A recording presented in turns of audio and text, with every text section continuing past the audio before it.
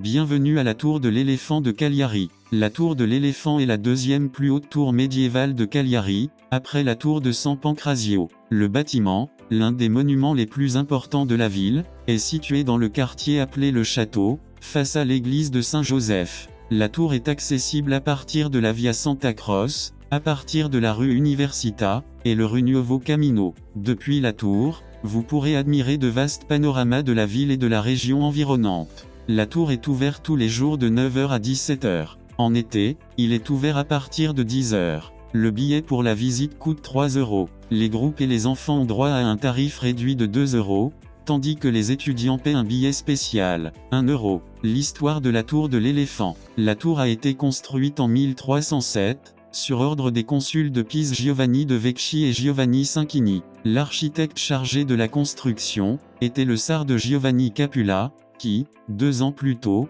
avait construit la tour jumelle de San Pancrazio. Il a également conçu une troisième tour, la tour du Lion, récemment rebaptisée la tour de l'Aigle. Cette autre tour a ensuite été incorporée dans le palais d'Oile, car il a été gravement endommagé en 1708 par les bombardements britanniques, puis endommagé à nouveau en 1717 par les canons espagnols, et enfin, en 1793, de l'attaque française, au cours de laquelle il a perdu sa part supérieure. En 1328, il a été fermé sur le côté nord de la tour, pour créer des logements pour les fonctionnaires et des entrepôts. Dans l'ère espagnole, le bâtiment a également été utilisé comme prison. En cette époque, on pouvait voir sur la porte de la tour, les têtes coupées des prisonniers condamnés à mort et décapités à proximité, accrochées comme avertissement. À cet égard, dans la seconde moitié du XVIIe siècle, la tête du marquis de CEA, impliqué dans l'assassinat de vice-roi Camarasa, il est resté accroché pendant plusieurs années.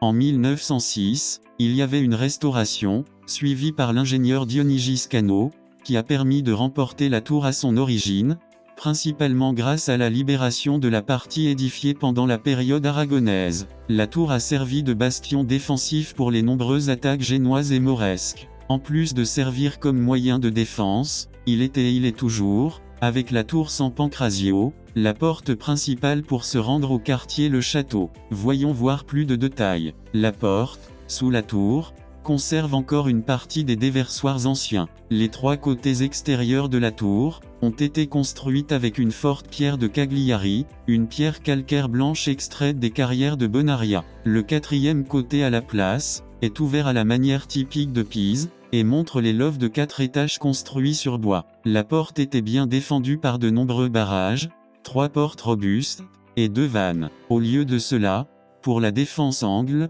une série d'étagères tenant un échafaudage en bois. La tour est haute 31 mètres, que avec la petite tour au sommet, arrive à 35 mètres. Depuis la rue Nuovo Camino, la tour mesure 42 mètres en hauteur. En venant de la rue Università, ou depuis la rue Nuovo Camino, on peut voir à la base de la tour, près de la porte, une pierre tombale maintenant à peine lisible, placée à la fin de la construction, dans lequel est indiqué quand et par qui la tour a été construite. Plus en haut, on a plusieurs écussons du XIVe siècle, y compris celui-là de la ville. Sur une étagère en saillie de la paroi, vous pouvez voir une petite sculpture d'un éléphant, a été choisie comme l'un des symboles utilisés par Pise.